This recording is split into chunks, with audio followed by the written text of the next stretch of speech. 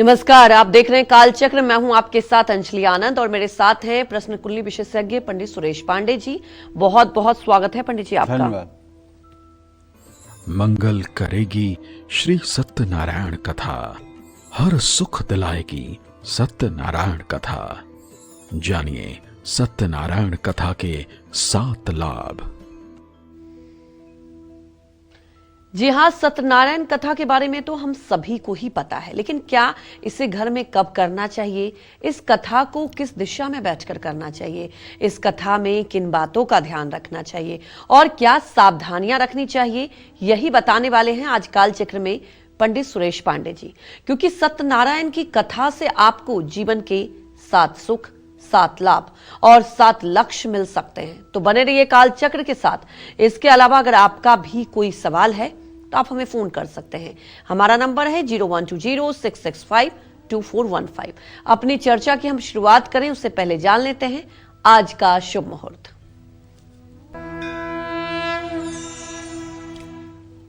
आज 22 जनवरी 2026 दिन बृहस्पतिवार है। आज माघ शुक्ल पक्ष की चतुर्थी तिथि रात 2:28 तक है। इसके बाद पंचमी तिथि शुरू हो जाएगी। शतभिषा नक्षत्र दोपहर 2:27 तक, इसके बाद पूर्वा भाद्रपद नक्षत्र शुरू होगा। वरियान योग शाम 5:38 तक, इसके बाद परिधि योग शुरू होगा। आज गणेश जयंती है और आज श्री राम लला के प्रतिष्ठा दिवस भी है। आज रवि योग बना हुआ है और आज के इसी क्रम में कुछ रोज की तरह अशुभ मुहूर्त भी हैं। जैसे बृहस्पतिवार है तो राहु काल रहेगा 1:30 बजे से 3 बजे तक, गुलिक काल रहेगा सुबह 9:53 से सुबह 11:13 तक और भद्रा काल रहेगा दोपहर 2:40 से शुरू होकर रात 2:28 तक। इन अशुभ समयों में हो सके तो किसी नए कार्य के शुभारंभ से बचना चाहिए। जय मां विंध्यवासिनी। तो पंडित जी, ये अक्सर जब भी मैं सुनती हूँ और मुझे लगता है हमारे दर्शक भी सुनते होंगे सत्यनारायण भगवान के बारे में, तो ये मन में सवाल उठता है आखिर कौन है सत्यनारायण भगवान और कहाँ से शुरू हुई है ये कथा, जरा हमारे दर्शकों को बताएं। शांताकारं भुजगशयनं पद्मनाभं सुरेशं विश्वाधारं गगनसदृशं मेघवर्णं शुभांगं वंदे विष्णु भवभयहरणं सर्वलोकैकनाथम। ऐसी मान्यता है कि इस व्रत कथा का आरंभ नारद जी के द्वारा सृष्टि के बनने से पहले हुआ था। एक बार नारद जी ने भगवान श्री हरि विष्णु के उनके चतुर्भुज रूप के दर्शनों की प्रार्थना की। तब भगवान श्री हरि विष्णु ने उन्हें अपना चतुर्भुज रूप दिखाया जिसमें वो सौम्य भाव में मौजूद थे।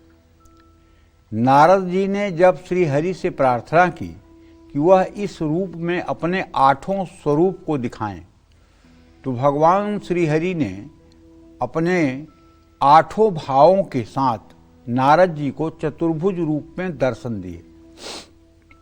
तब नारद जी के मुंह से नारायण नारायण के बजाय उस समय निकला सत्य सत्य।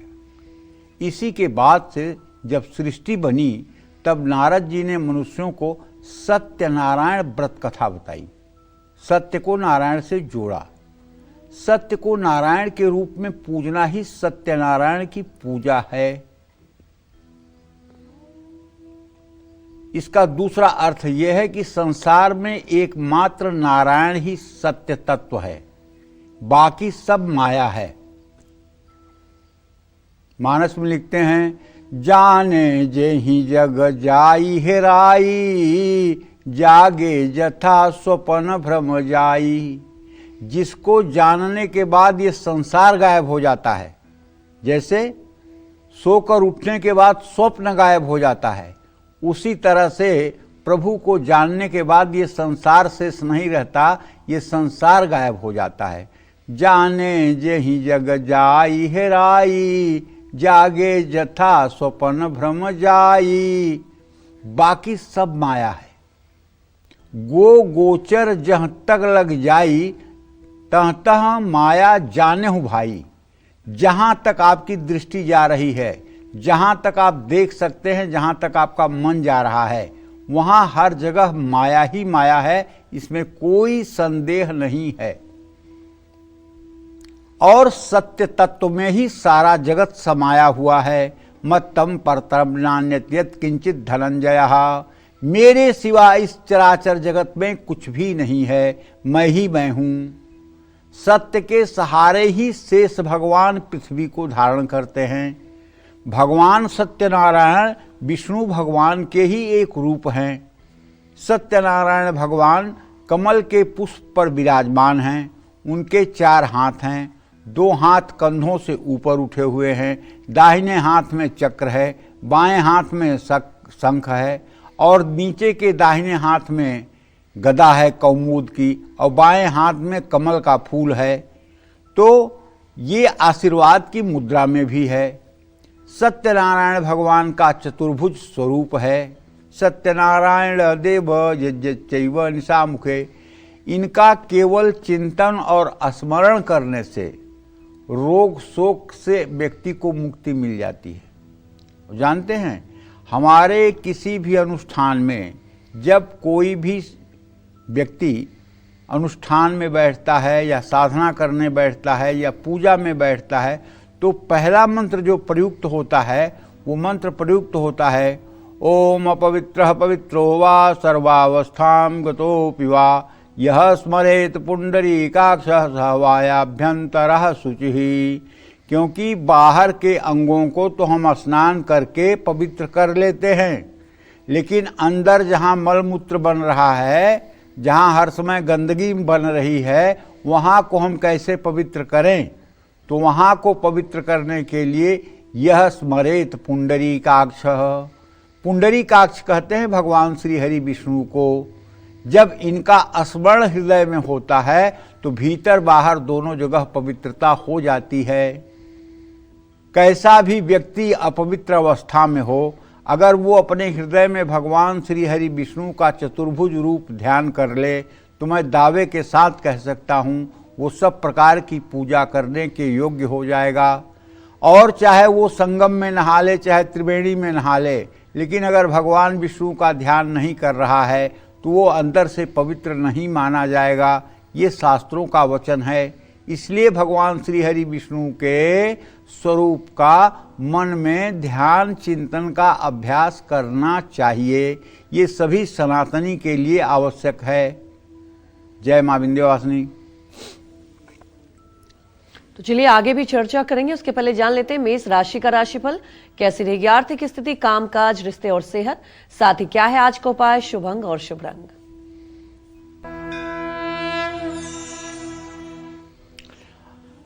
देखिए, मेष राशि के जातकों को बताना चाहूंगा कि आपके धन भाव का स्वामी शुक्र अभी अस्त हुआ पड़ा है और वो इस समय बुध सूर्य मंगल के साथ मकर राशि में गोचर कर रहा है। यद्यपि वो मेष के नवमांश में है, लेकिन फिर भी मैं ये कहूँगा कि अगर कहीं पैसा लगाने में आपके रिस्क है तो उससे आपको बचना चाहिए। जोखिम भरे निवेश करने से आज आपको बचना चाहिए। आज कोई काम आपको योजना बनाकर करना चाहिए। दोस्तों के साथ समय बिताने का सौभाग्य मिलेगा। जरूरत से ज़्यादा काम स्वास्थ्य को बिगाड़ सकता है। आज संभल कर बातचीत करें, गुस्सा ना करें। किसी धर्म स्थान में केला दान करें। शुभ अंक आपके लिए 8 है। शुभ रंग आपके लिए मैरून है। जय मां विंध्यवासिनी। तो आगे सत्यनारायण कथा के बारे में पंडित जी से और जानेंगे, लेकिन उसके पहले हमारे एक दर्शक जुड़ चुके हैं जालंधर से। अश्विनी, आप सवाल पूछ सकते हैं। हेलो। हाँ बोलिए। पंडित जी, मेरा नाम अश्विनी कुमार है। मैं अपने बेटे के बारे में पूछना है। मेरे बेटे का जन्म तारीख 27 फरवरी 1999 है और सुबह का टाइम 9 बजे है जी। ये कनाडा में रहता है। ये पुलिस की नौकरी में अप्लाई कर रहा है। इसको और इसका भविष्य कैसा रहेगा? देखिए, आपके पुत्र भाव का स्वामी हुआ सूर्य और उससे द्वितीय सप्तम के स्वामी बुध शनि हुए। बुध शनि का बृहस्पति के साथ इस साल नहीं हो रहा है। अभी वर्तमान तो ठीक नहीं है, बहुत स्ट्रगलिंग है और भविष्य भी मुझे दिखाई दे रहा है। कि 2 जून के बाद ठीक होना शुरू होगा। 2 जून 2026 के बाद समय में सुधार की संभावना शुरू होगी। लेकिन अभी वर्तमान बहुत बच्चा स्ट्रेस में है, बहुत तनाव में है। फ़ोन करके उसे आप कहिए कि वो स्ट्रेस बिल्कुल ना ले, आगे आने वाला समय ठीक है, और पूरा हौसला रखे, पूरा हिम्मत रखे और पूरे उत्साह के साथ अपने समय को बिताए। निश्चित रूप से आने वाला समय उसके लिए अच्छा है। अगर आप उसके लिए कुछ अच्छा करना चाहते हैं तो मैं आपको बताना चाहूँगा कि आप हर बुधवार को उसके नाम से गाय को भीगी हुई मूंग खिलाना शुरू करिए। ये उपाय 17 बुधवार करिए। निश्चित रूप से इससे उसके भाग्योदय में सहायता मिलेगी। जय मां विंध्यवासिनी। तो चलिए आगे चर्चा करते हैं। अगर आपके घर में आस पड़ोस में अपने सत्यनारायण की कथा सुनी होगी, लेकिन आज सत्यनारायण की कथा के एक अलग ही पहलू, प्रभाव और उपायों के बारे में जानते हैं पंडित जी से। पंडित जी बताएं। देखिए, भगवान सत्यनारायण के कथा का उल्लेख स्कंद पुराण के रेवा खंड में मिलता है। सत्यनारायण की कथा 170 श्लोकों में बताई गई है। सत्यनारायण की कथा 5 अध्यायों में है और इसमें 2 विषय हैं। स्कंद पुराण में भगवान विष्णु ने नारद को इस व्रत का महत्व बताया है। कलयुग में सबसे सरल, सबसे प्रचलित और सबसे प्रभावशाली पूजा अगर कोई है तो ये मैं दावे के साथ कह सकता हूं, भगवान सत्यनारायण की पूजा है। इनकी पूजा कम से कम सामान और बहुत सरल तरीके से साधारण विद्वान के द्वारा भी की जा सकती है। इनकी पूजा में गौरी गणेश, गाय के गोबर की गौरी बना लीजिए। गाय का गोबर नहीं मिल रहा है तो घबराने की कोई बात नहीं। आप हल्दी को एक थाली में गूंथ लीजिए और हल्दी की गौरी बना लीजिए और सुपारी को कलावे से लपेट करके गणेश बना लीजिए। गौरी गणेश बना लीजिए और एक मिट्टी के करवे में चावल भरकर उस पर एक सुपारी पर कलावा लपेट करके उसको नवग्रह का रूप बना दीजिए। दाहिने तरफ अपने हाथ के गौरी गणेश को रखिए, बाएं तरफ नवग्रह को रखिए।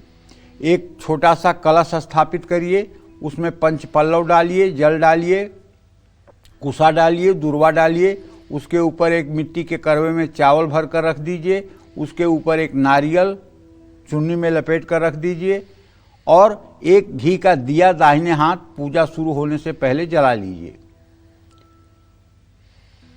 नवग्रह और दिक्पाल इसी में सम्मिलित हो जाएंगे और एक आम के लकड़ी की चौकी पर लाल कपड़ा या सब पीला कपड़ा बिछाकर उसे अच्छे से व्यवस्थित करके चारों तरफ से केले के पत्ते लगा करके और बीच में शालिग्राम भगवान की शिला जो होती है उसे आसन पर विराजमान कर लें और उसके बाद पूजन का कार्यक्रम शुरू करें। पहले गौरी गणेश का पूजन करें, फिर कलश का पूजन करें, फिर नवग्रह का पूजन करें, दिक्पाल का पूजन करें और उसके बाद सत्यनारायण भगवान का पूजन करें। सत्यनारायण भगवान का पूजन करने के लिए पहले सत्यनारायण भगवान को निकालकर एक तांबे के प्लेट में जल से अभिषेक करें। उसके बाद में जो चरणामृत आपने बनाया है, पंचामृत बनाया है, जिसमें गाय का दूध भी है, गाय का घी भी है, गाय की दही भी है और जिसमें जल भी है, जिसमें चीनी भी है, इतने चीज़ों से आपने पंचामृत बनाया है। मिट्टी के मतलब कि बर्तन में या फिर पीतल के बर्तन में, तांबे के बर्तन में पंचामृत नहीं बनाया जाता है।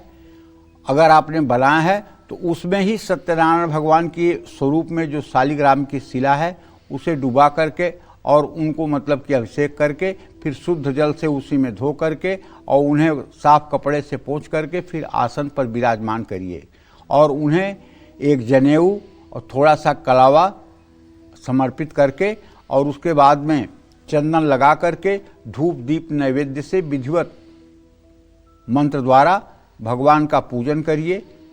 पंजीरी का प्रसाद चढ़ाइए, फल चढ़ाइए, धूप दीप जलाइए, आरती करिए। सत्यनारायण कथा कराने से 1000 साल तक किए गए यज्ञ के बराबर फल प्राप्त होता है। इसमें अतिशयोक्ति मत मानिएगा। किसी भी शुभ कार्य की शुरुआत से पहले या किसी खास मनोकामना की पूर्ति के लिए सत्यनारायण की कथा घर में जरूर कराई जाती है। इसीलिए हमारे पूर्वांचल में तो जिस किसी का भी विवाह होना होता है तो बारात जाने के पहले लड़की और लड़के दोनों लोगों के घरों में सत्यनारायण भगवान की पूजा जरूर कराई जाती है। और ये पूजा सिर्फ इसलिए कराई जाती है कि यदि किसी पूजा में कोई कमी या ज़्यादा रह गया है, कोई कमी रह गई है, कोई त्रुटि रह गई है, तो सत्यनारायण की पूजा से वो कमी पूरी हो जाएगी और उसका शुभ फल प्राप्त होगा। जय मां विंध्यवासिनी। तो अब जान लेते हैं वृषभ राशि का राशिफल। कैसी रहेगी आर्थिक स्थिति, कामकाज, रिश्ते और सेहत, साथ ही क्या है आज का उपाय, शुभ अंक और शुभ रंग।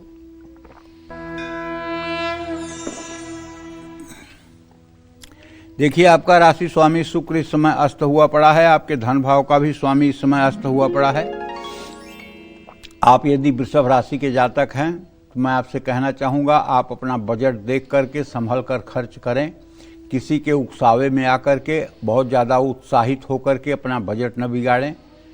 काम को लेकर के आपका सम्मान बढ़ेगा। अपनों के साथ गलतफहमी से बचने की कोशिश करिए। स्वास्थ्य अच्छा रहेगा। दूसरों की बातों से ज़्यादा प्रभावित ना हों। आज दुर्गा सप्तशती का हो सके तो पाठ करें। शुभ अंक आपके लिए 3 है। शुभ रंग आपके लिए नेवी ब्लू है। जय मां विंध्यवासिनी। तो हमारी एक दर्शक सुनीता दिल्ली से जुड़ चुकी हैं। सुनीता, आप सवाल पूछ सकती हैं। सुनीता, आप सवाल पूछ सकती हैं पंडित जी से। तो सुनीता की आवाज हम तक नहीं आ पा रही है, तो आगे चर्चा को करते हैं और सत्यनारायण कथा के बारे में और सी बातें पंडित जी से जानते हैं। तो सत्यनारायण की कथा से कौन से लाभ आपको मिल सकते हैं, कौन से 7 चमत्कार इस कथा को सुनने से, पढ़ने से आपको मिल सकते हैं, ये जान लेते हैं। बताएं पंडित जी। देखिए, सत्यनारायण भगवान के कथा का चमत्कार अंकों में गिनना ये बहुत सरासर अन्याय होगा। क्यों? इस चराचर जगत में कोई ऐसा कार्य नहीं है जो सत्यनारायण भगवान के कथा श्रवण से पूरा न होने वाला हो, और कोई ऐसा दुर्भाग्य नहीं है जो इस कथा के बाद टिक सके। अब रही बात 7 शब्द का प्रयोग हुआ है कि 7 लाभ। 7 शब्द का प्रयोग ये हुआ है कि मनुष्य के शरीर में 7 ही चक्र हैं। 7 चक्र माने मूलाधार, स्वाधिष्ठान, मणिपूरक, अनाहत, विशुद्धि, आज्ञा, सहस्रार। इन्हीं 7 चक्रों में पूरा शरीर है। और श्रीमद् भगवद गीता में 700 श्लोक हैं। श्री रामचरितमानस में 7 कांड हैं। इसलिए 7 शब्द जो है ये अपने आप में बहुत अपरिमित है। यहाँ तक कि सुग्रीव ने भी जब श्री राम से एक बाण में ताल के पेड़ों को काटने के लिए कहा था तो 7 ही ताल के पेड़ों को काटने के लिए कहा था। और भगवान कृष्ण भी जब बैलों को नाथ रहे थे तो 7 ही बैल थे, 8वां नहीं था। तो 7 अपने आप में संपूर्ण सृष्टि को अपने अंदर समाये हुए है। 7 अगर कह दिया तो समझ लो संपूर्ण विश्व के बारे में बात कर रहे हैं।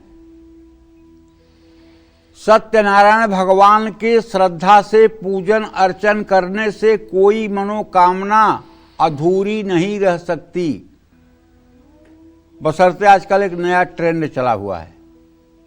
नया ट्रेंड ये चला है कि लोग अपने आप से ही सत्यनारायण भगवान की पूजा कर ले रहे हैं। मैं तो नहीं कहता कि ये बुरी बात है, लेकिन मैं ये जरूर कहता हूं कि ये पूजा का पूर्ण रूप में फल नहीं है। पूजा का फल होता है दान। पूजा का फल होता है अधिक लोगों तक उसका श्रवण। सत्यनारायण भगवान की पूजा करें, वो आप अपने अड़ोसियों पड़ोसियों को, इष्ट मित्रों को न बुलाएं तो पूजा अधूरी है। जितने अधिक लोग सत्यनारायण भगवान का पूजन में सम्मिलित होंगे उतना अधिक पूजा आपके लिए फलदायी होगी, क्योंकि आपको वो पुण्य मिलेगा। दूसरी बात, जो वैदिक वेद पाठी ब्राह्मण आपके यहाँ सत्यनारायण भगवान का पूजन करेंगे और वेद मंत्रों का उच्चारण करेंगे, क्योंकि आप सत्यनारायण भगवान की पूजा तो पढ़ लेंगे, लेकिन आप स्वस्ति वाचन कैसे करेंगे, आप शांति पाठ कैसे करेंगे,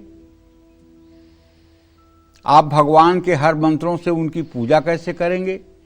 केवल सत्यनारायण भगवान की पोथी पढ़ लेना सत्यनारायण भगवान की पूजा नहीं है। उसमें तो कथा महात्म बताया गया है कि एक ब्राह्मण था, वो भीख मांगता था, तो फिर उसने कथा शुरू कर दी, तो उसके पास संपन्नता आ गई। एक लकड़हारा उसके साथ जाता था, तो लकड़हारे ने जब देखा तो लकड़हारे ने मतलब कि पूजा की, तो लकड़हारा संपन्न हो गया। तो एक बनिया ने जाकर के संकल्प किया कि मेरे पास संतान नहीं है, अगर संतान होगी तो मैं भी पूजा कराऊंगा। तो फिर उस बनिया को एक कन्या पैदा हुई और कन्या के विवाह के समय तक वो पूजा भूल गया, और जब उसके बाद दामाद के साथ व्यापार करने गया तो नाव सहित वणिक जो है लुप्त हो गया, एक कारागार में चला गया। फिर उसकी पत्नी ने यहाँ संकल्प किया तो वो कारागार से मुक्त हुए। फिर अधूरे पर पूजा छोड़ करके दोनों माँ बेटी जो है नदी के किनारे भाग कर गई, तो यहाँ मतलब कि दोनों अलक्षित हो गए। तो कहने का मतलब वो तो पूरा महात्म है, व्रत कथा नहीं है, महात्म है। सत्यनारायण व्रत कथा का महात्म है और वही महात्म सुनाया जाता है। सत्यनारायण का व्रत कथा जो है वो तो सत्यनारायण भगवान के षोडशोपचार पूजन में सन्निहित है। तो इसलिए ज़्यादा से ज़्यादा लोग सत्यनारायण भगवान की पूजा में आएँ, ज़्यादा से ज़्यादा लोगों के पास पंजीरी पहुँचे, ज़्यादा से ज़्यादा लोगों के पास चरणामृत पहुँचे, ज़्यादा से ज़्यादा लोगों के पास आरती पहुँचे। और जानते हैं, आप तो कथा कर रहे हैं, आपको पुण्य मिलेगा ही। उसमें जो लोग कथा सुनने आएंगे वो अपने श्रद्धा से 10, 20, 25 रुपया जो भी मतलब कि जो है भगवान की चौकी पर अर्पित करेंगे, उसका फल उन्हें भी मिलेगा और उतना ही फल मिलेगा जितना आपको मिल रहा है। और अकेले आपने गुम कर लिया और मतलब हो गई पूजा, ये कोई पूजा नहीं है। सत्यनारायण भगवान की पूजा अपने बंधु बांधवों के साथ करना चाहिए, ऐसा शास्त्रों में कहा गया है। और सत्यनारायण की पूजा करने के बाद दुर्भाग्य नाम की कोई चीज टिक ही नहीं सकती है। जहां प्रभु ही आ गए वहां फिर आप बताओ ना दुर्भाग्य कहां से आएगा। जहां सूरज रहेगा वहां अंधेरा कैसे होगा। इसलिए सत्यनारायण व्रत की कथा करने और सुनने से सौभाग्य की वृद्धि होती है। गृह शांति, सुख समृद्धि के लिए इनकी विशेष पूजा लाभदायी है। अब जैसे शहरों में कुछ लोग हैं, मजबूरी में उन्हें गृह प्रवेश करना है और साल भर में गृह प्रवेश के 8-10 मुहूर्त से ज्यादा मुहूर्त नहीं होते हैं। अब मान लो किराए के मकान में जाना है, मान लो मजबूरी है अपने ही मकान में जाना है। अब वास्तु शांति की पूजा का मुहूर्त, गृह प्रवेश की पूजा का मुहूर्त पता नहीं कब मिल रहा है और आपकी ऐसी मजबूरी है कि आपको प्रवेश करना है। तब मैं आपको बताता हूं, कोई शुभ दिन और शुभ नक्षत्र देख करके या पूर्णिमा तिथि देख करके आप सत्यनारायण भगवान की पूजा कर लीजिए और पूजा करके गौ, ब्राह्मण और कन्या को खीर पूरी खिला दीजिए और उसके बाद अपने इष्ट मित्र बंधु बांधवों को भोजन करा दीजिए। आपका गृह प्रवेश हो गया। क्योंकि भगवान सत्यनारायण की पूजा में गृह प्रवेश क्या, सारी यज्ञ, सारी पूजा, सारी विधा समाहित है। उनके अलावा क्या है? मत्तम परतरम नान्यत यत् किंचित धनंजय। उनके सिवाय इस चराचर जगत में एक तृण भी कुछ नहीं है। जहां है वहां वो हैं।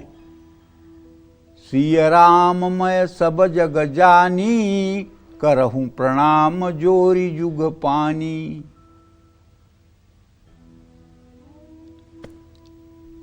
जड़ चेतन जग जीव जत, सकल राम मैं जान। बंदऊं सबके पद कमल सदा जोरी जुग पान। चाहे सिय राम में कह लीजिए, चाहे राम जी को कह लीजिए, संपूर्ण चराचर जगत इन्हीं का स्वरूप है और यही श्री हरि नारायण के स्वरूप हैं। श्री हरि के ही श्री विग्रह में ये मतलब मनुष्य लोक में आए हुए हैं।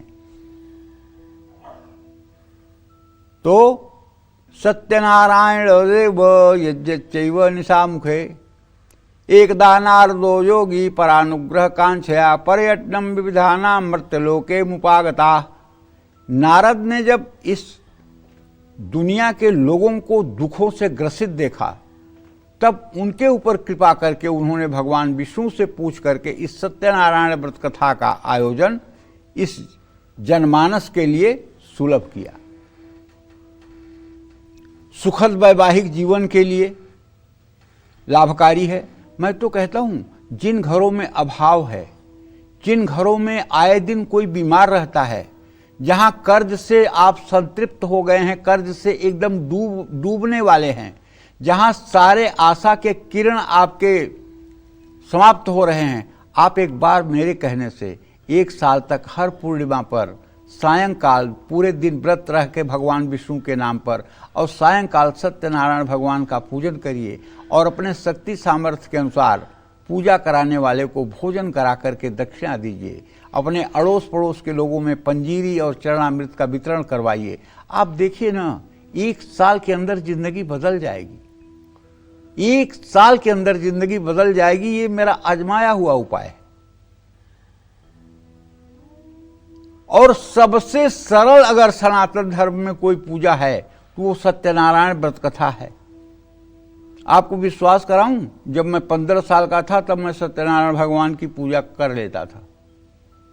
और 1-2 जगह ऐसे थे जहां दूसरे पंडितों का जो बुलावा आता था तो वहां मतलब कि एक बुढ़िया माथी वो कहती थी, नहीं नहीं, हम तो छोटका ही पंडित से पूजा कराऊ, छोटका पंडित बहुत बढ़िया करता है पूजा।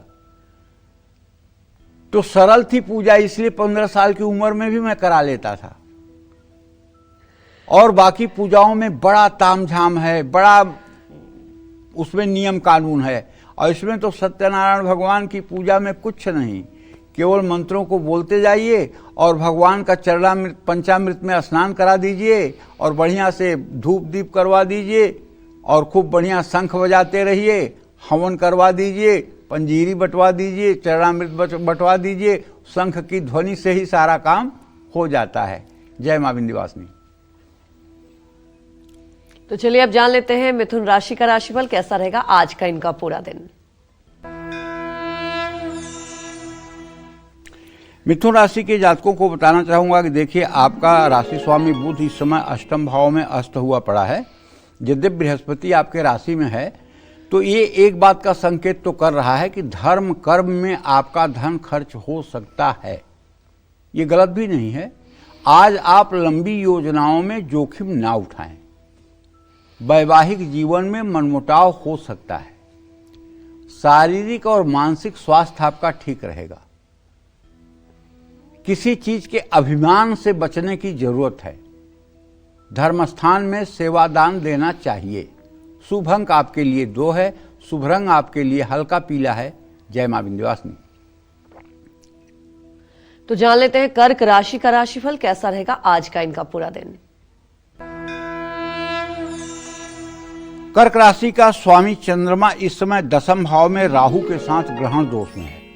ऐसे में मैं आपसे कहना चाहूंगा कि आज आप पैसों का अगर लेन देन करेंगे तो इसमें आपसे कुछ गलती हो सकती है जो भविष्य के लिए ठीक नहीं होगा।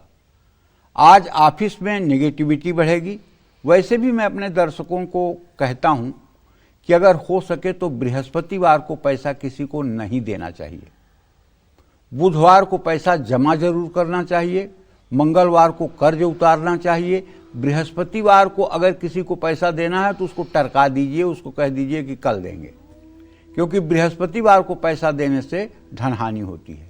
अपना पैसा बृहस्पतिवार के दिन खर्च नहीं करना चाहिए। जो पैसा बृहस्पतिवार को खर्च करना है उसको बुधवार को ही खर्च करके जो कुछ खरीदना है खरीद लीजिए। गलतफहमियां बढ़ सकती हैं।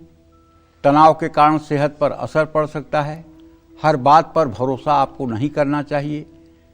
चने की दाल किसी धर्म स्थान में दान करना चाहिए। शुभ अंक आपके लिए 1 है।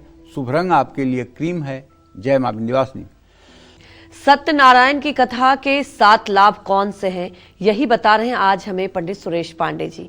अगर आपने अब तक सत्यनारायण की कथा नहीं की तो चलिए पंडित जी से इसके और भी कई फायदे जान लेते हैं। और ये बात भी पक्की है कि इन फायदों को जानने के बाद कोई भी व्यक्ति अपने घर में सत्यनारायण की कथा जरूर कराएगा। ये पंडित जी से जानते हैं और इसकी और महिमा को समझने की कोशिश करते हैं।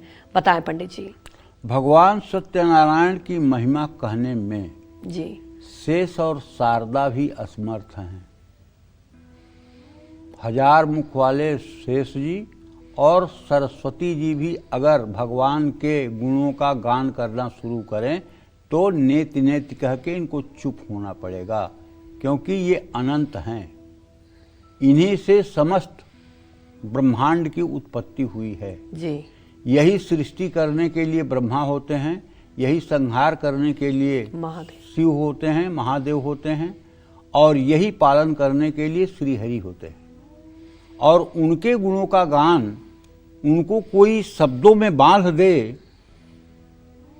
कहते हैं ना, किसी हमारे धार्मिक शास्त्रों में वर्णन आता है भगवान का 10 अवतार, भगवान का 24 अवतार, ये 2 अवतारों की बात आती है। आप चाहे भक्तमाल पढ़ के देख लीजिए, चाहे गीता जी पढ़ करके देख लीजिए, आपको 24 अवतार और 10 अवतार की कथाएं मिलेंगी जी। लेकिन भगवान के अनंत कोटि अवतार हो चुके हैं जो लोगों को पता नहीं है। महाराष्ट्र में एक सखूबाई थी, उसको उसके पति ने मतलब कि जो है खंभे में बांध दिया था और पंढरपुर जाना चाहती थी विट्ठल भगवान का दर्शन करने। 3 दिन तक भूखी प्यासी जब खंभे में बंधी रही तो उसका ही रूप बना करके भगवान कृष्ण आ गए और बोले, सखी मैं तुम्हें जानती हूँ, तुम पंढरपुर जाओगी? बोली हाँ। कैसे जाऊंगी, मैं तो बंधी हूँ, तो मेरी अपनी जगह मुझे बांध के तू चली जा। और भगवान ने अपने को बंधवा लिया और वो पंढरपुर चली गई। ये अवतार कहाँ लिखा हुआ है? ये अवतार नहीं लिखा हुआ है पंडित जी। तो ऐसे अनेकानेक अवतार हुए हैं उनके, ऐसे अनेकानेक अवतार हुए हैं उनके, जहां उन्होंने आकर के अपने भक्तों के लिए अपने को बंधवा लिया है। इसलिए हो सकता है कि कोई वैज्ञानिक पृथ्वी के सारे धूल के कणों को गिन ले, ये हो सकता है, जबकि ये आश्चर्य की बात और नामुमकिन है, लेकिन हो सकता है गिन ले। लेकिन भगवान के अनंत कोटि अवतार हैं, उसको कोई नहीं गिन सकता। और भगवान के प्रभाव को कोई ठीक ठीक से कह नहीं सकता जी। जिसने जहां से देखा है उसने वही कह दिया है। और जितने धर्म संप्रदाय पंथ मजहब दिखाई दे रहे हैं सब एक ही भगवान के बदले हुए रूप हैं। जैसे बिजली आती है तो यहां लाइट जला रही है, यहां कैमरा चला रही है, यहां माइक चला रही है, बिजली तो वही है, बिजली नहीं बदली है। उसी तरह से चाहे कोई क्रिश्चियनिटी को मान रहा है, चाहे कोई इस्लाम को मान रहा है, चाहे कोई बौद्ध धर्म को मान रहा है, चाहे कोई सिख धर्म को मान रहा है, तत्व एक ही है जी। वो ईश्वर एक ही तत्व है, वही हर जगह है। उपकरण के हिसाब से, एसी से ठंडी हवा, हीटर से गर्म हवा, तो जैसा आपने माना है उसके अनुरूप आपको फल मिल रहा है। ईश्वर एक ही है, ईश्वर 2 नहीं है। जो अज्ञानी लोग हैं वो ईश्वर में भेद करते हैं, और जो ज्ञानी लोग हैं जिन्हें तत्वबोध है वो सब में ईश्वर को देखते हैं, किसी को ऊंचा नीचा नहीं करते हैं, सब में एक ही ईश्वर रमा हुआ है। अब कनॉट प्लेस जाना है, कोई कस्तूरबा गांधी मार्ग से जाए और कोई दीनदयाल मार्ग से जाए, कोई पश्चिम से आए, कोई पूरब से आए, जाना कनॉट प्लेस से ही सबको है ना। उसी तरह से एक ही ईश्वर है, चाहे आप मार्ग जो पकड़ लीजिए, चाहे क्रिश्चियनिटी पकड़ लीजिए, चाहे इस्लाम पकड़ लीजिए, चाहे सिख पकड़ लीजिए, चाहे बौद्ध पकड़ लीजिए, चाहे यहूदी पकड़ लीजिए, चाहे जैन पकड़ लीजिए, कोई भी रास्ता आप पकड़ लीजिए, जाना उसी सरकार के पास है, दूसरा कोई सरकार है वह नहीं। इसलिए अनंत फल है प्रभु के समर्पण का, अनंत फल है इनके पूजा का, अनंत अनंत जिसकी कोई सीमा नहीं। तो ऐसे में सत्यनारायण की कथा करने से दुर्भाग्य का सद्य अंत होता है। दुर्भाग्य नाम की कोई चीज बच ही नहीं सकती है, दावे के साथ कहता हूं। 12 पूर्णिमा जिस घर में सत्यनारायण भगवान की कथा हो जाए उस घर के पितर दूध पीते हुए स्वर्ग में आनंद करने लगते हैं। आपको पता है,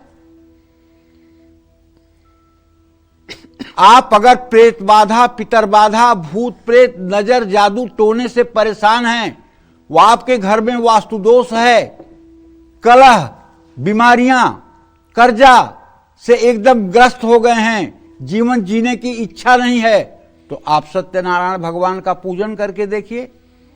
सत्यनारायण की कथा कराने से पूर्वजों को भी शांति मिलती है। सत्यनारायण की कथा से सुख, समृद्धि, यश, कीर्ति की प्राप्ति होती है, उत्तम संतान की प्राप्ति होती है। और सत्यनारायण भगवान के लिए पूर्णिमा के पूरे दिन व्रत करना चाहिए।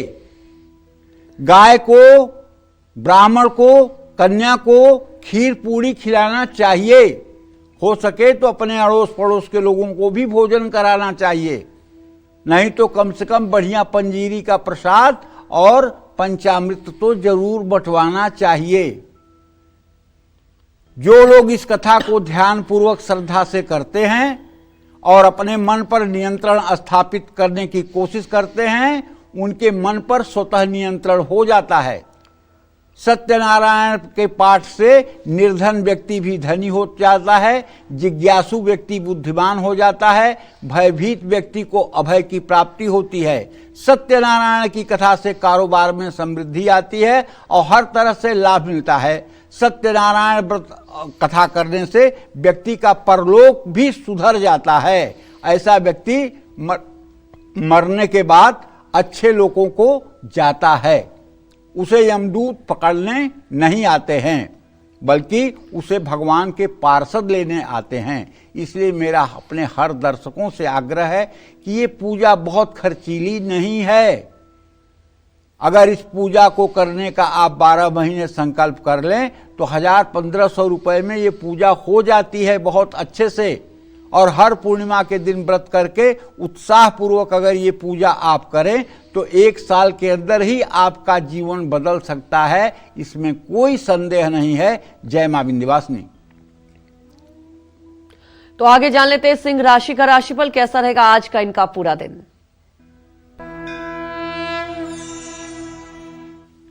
देखिए, सिंह राशि के जातकों को बताना चाहूंगा कि आपके छठे भाव में सूर्य है, बुध भी छठे भाव में है। पैसों की बर्बादी मत करिए भाई।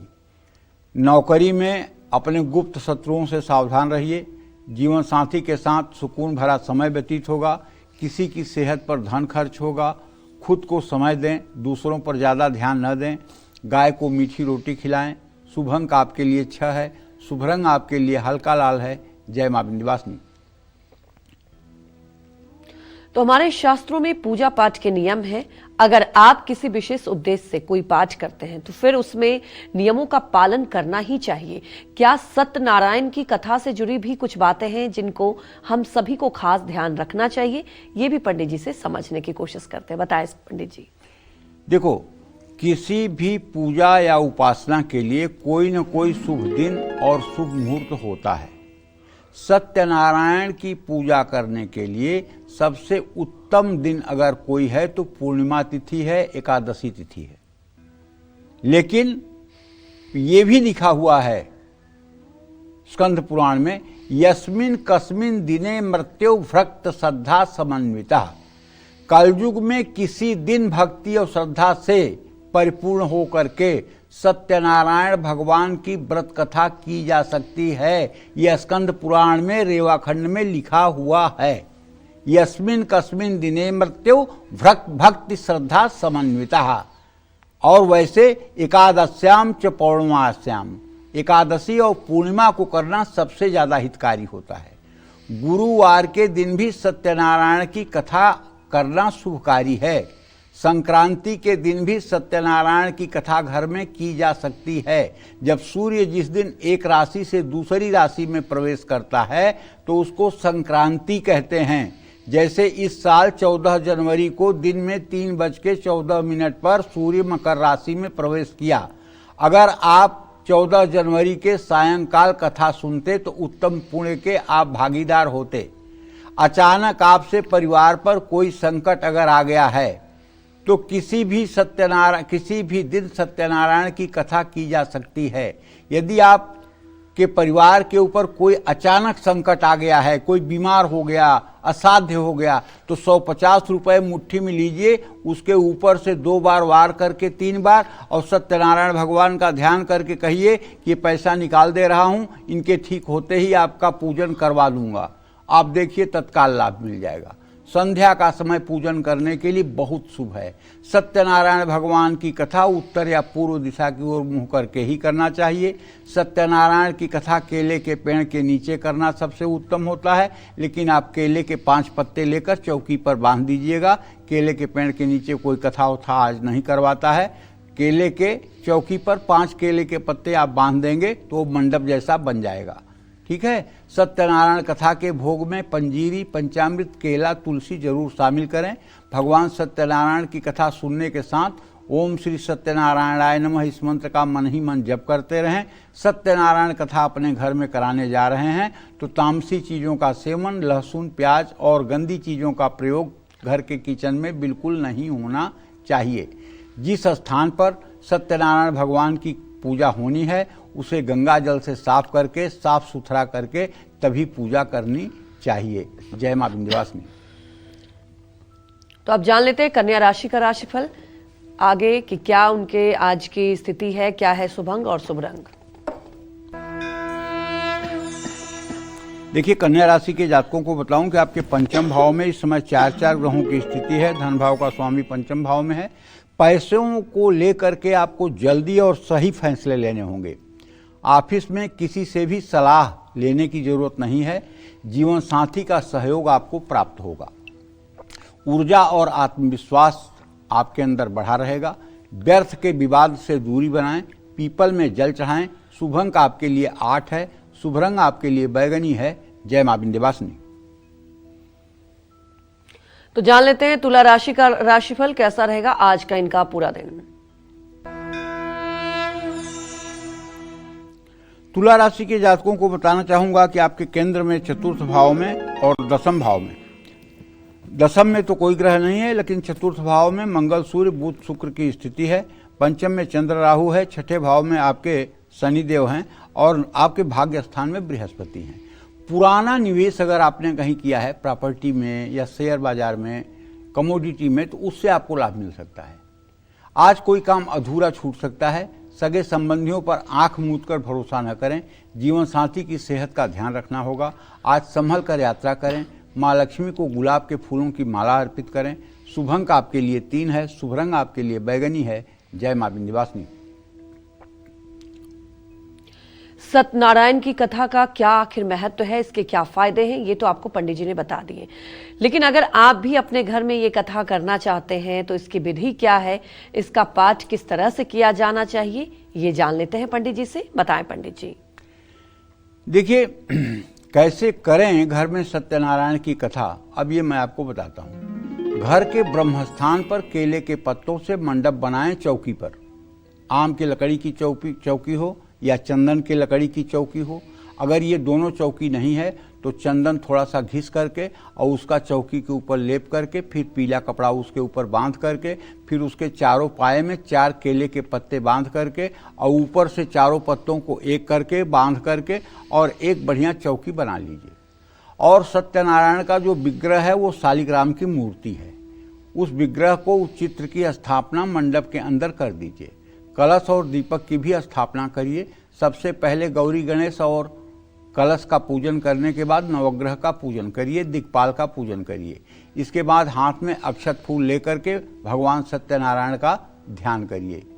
ओम शांताकारं भुजगशयनं पद्मनाभं सुरेशं विश्वाधारं गगनसदृशं मेघवर्णं शुभांगं लक्ष्मीकांतं कमलनयनं योगविद्यानगम्यं वंदे विष्णु भवभयहरणं सर्वलोकैकनाथम्। अब भगवान का आवाहन करें। भगवान को बैठने के लिए पीले चावल का आसन दें। जल से भगवान के पैर धुलाएं और अर्घ दें। मैं तो कहता हूं कि होता क्या है वो आप जानिए।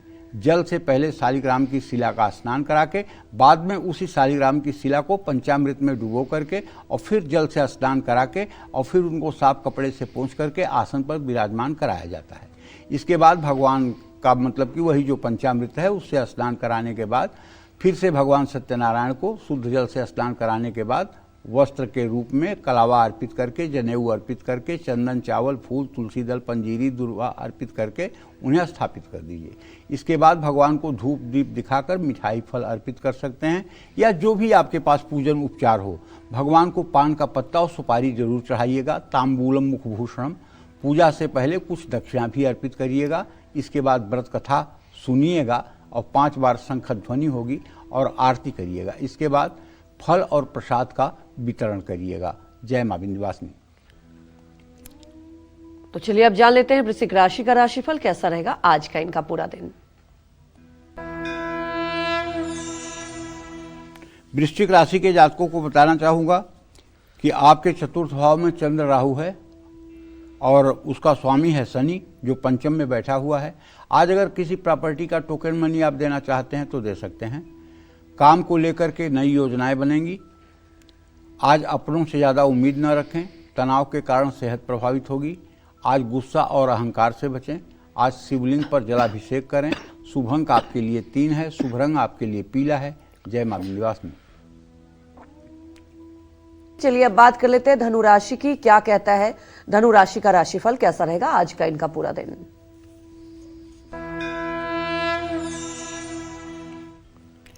देखिए, धनु राशि के जातकों को बताना चाहूंगा कि आपके द्वितीय भाव में सूर्य, बुध, शुक्र और मंगल की स्थिति धन भाव में है, लेकिन आपका धनेश शनि जो है वो चतुर्थ भाव में है।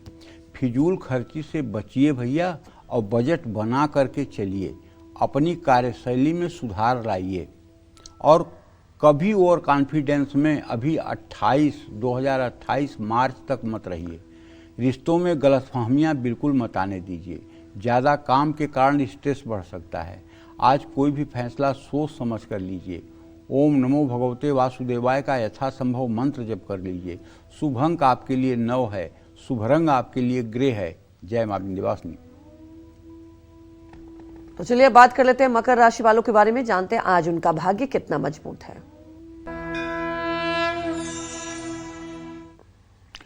मकर राशि में चतुर्ग्रही योग बन रहा है, ठीक है, और द्वितीय भाव में चंद्रमा राहु के साथ है। मकर राशि का स्वामी शनि तृतीय भाव में है। आज दूसरों के आर्थिक मामलों में आपको हस्तक्षेप नहीं करना चाहिए, वरना केवल बदनामी हाथ लगेगी। सूझबूझ से काम के विषय में फैसला लीजिए और आज किसी पुराने मित्र से मुलाकात भी होने की संभावना है। बाहर का भोजन करेंगे तो आपका पेट खराब हो सकता है। बचत न करना भविष्य के लिए खतरनाक साबित होगा। कुत्ते को रोटी खिलाएं। शुभ अंक आपके लिए 3 है, शुभ रंग आपके लिए चॉकलेटी है। जय मां विंध्यवासिनी। तो चलिए अब बात कर लेते हैं कुंभ राशि वालों के बारे में, जानते हैं आज उनका भाग्य कितना मजबूत है। आज आपके राशि में चंद्र राहु का ग्रहण दोष बना हुआ है। आपका दिमाग उतना अच्छा काम नहीं करेगा जितना अच्छा करना चाहिए, इसलिए सामाजिक कार्यों पर धन तो खर्च हो सकता है, लेकिन कोई डिसीजन लेने की कोशिश मत करिए। आज बड़े फैसलों में जल्दबाजी से बचने की कोशिश करिए। आज किसी दोस्त का भरोसा मत तोड़िए। आंखों में थोड़ी तकलीफ हो सकती है। आज किसी से ज़्यादा उम्मीद मत रखिए। आज महामृत्युंजय मंत्र का जप करिए। शुभ अंक आपके लिए 5 है, शुभ रंग आपके लिए फिरोजी है। जय मां विंध्यवासिनी। तो चलिए अब बात कर लेते हैं मीन राशि वालों के बारे में, जानते हैं आज उनका भाग्य कितना मजबूत है।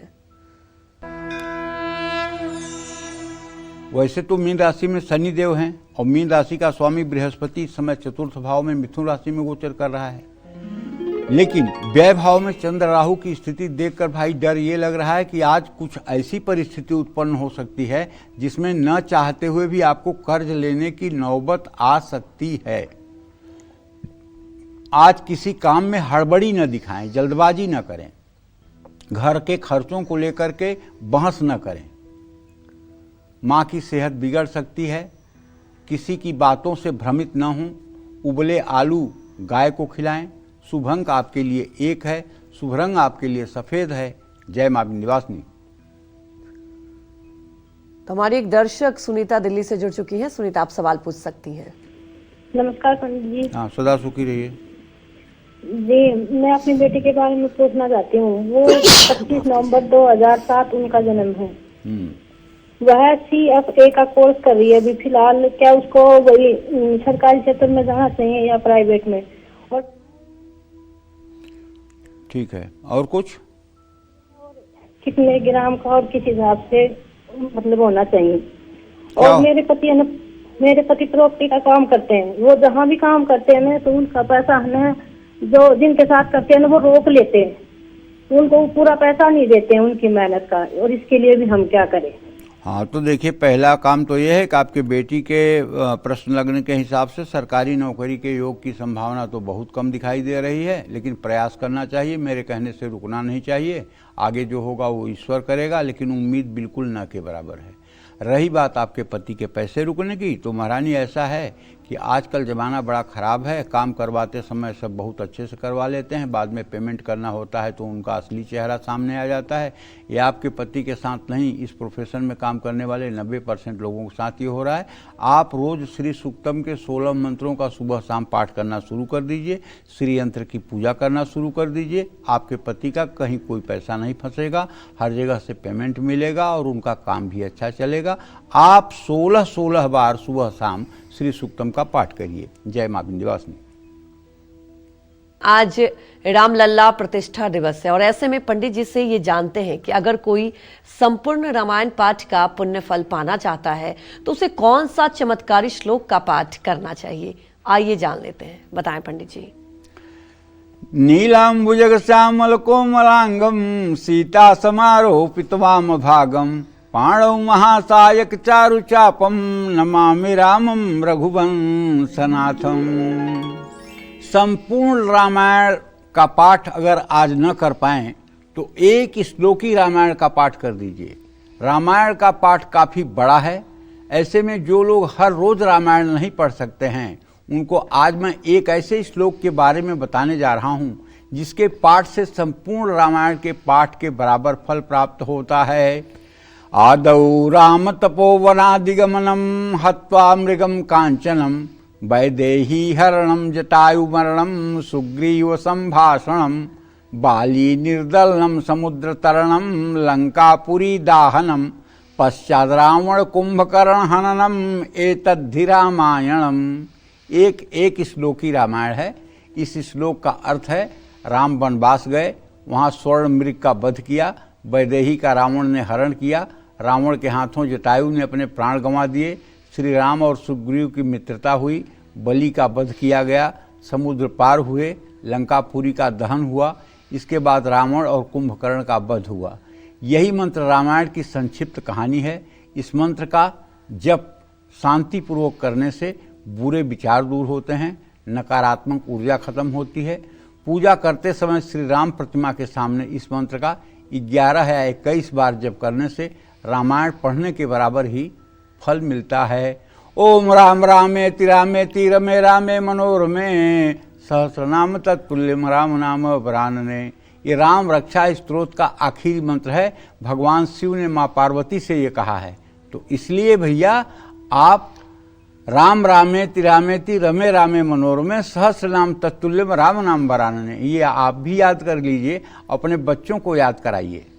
बच्चों में जितना अच्छा संस्कार आप भर सकेंगे वही आपके भविष्य के लिए काम आएगा। न धन काम आएगा, न दौलत काम आएगा, न शोहरत काम आएगा। बच्चों को जितना अच्छा संस्कार देंगे वही आपके बुढ़ापे में काम आएगा। जय मां विंध्यवासिनी। पंडित जी, हमारे दर्शकों को इतनी महत्वपूर्ण जानकारी दी, आपका बहुत बहुत धन्यवाद। धन्यवाद। उम्मीद यही करते हैं कि आपको भी आज का हमारा विषय बहुत पसंद आया होगा। कल फिर एक नए विषय और आपकी परेशानियों को दूर करने के लिए ढेर उपाय लेकर आएंगे हम पंडित सुरेश पांडे जी के साथ। तब तक कालचक्र की पूरी टीम को अनुमति दीजिए और देश दुनिया की खबरों को देखते रहने के लिए देखते रहिए News 24। नमस्कार।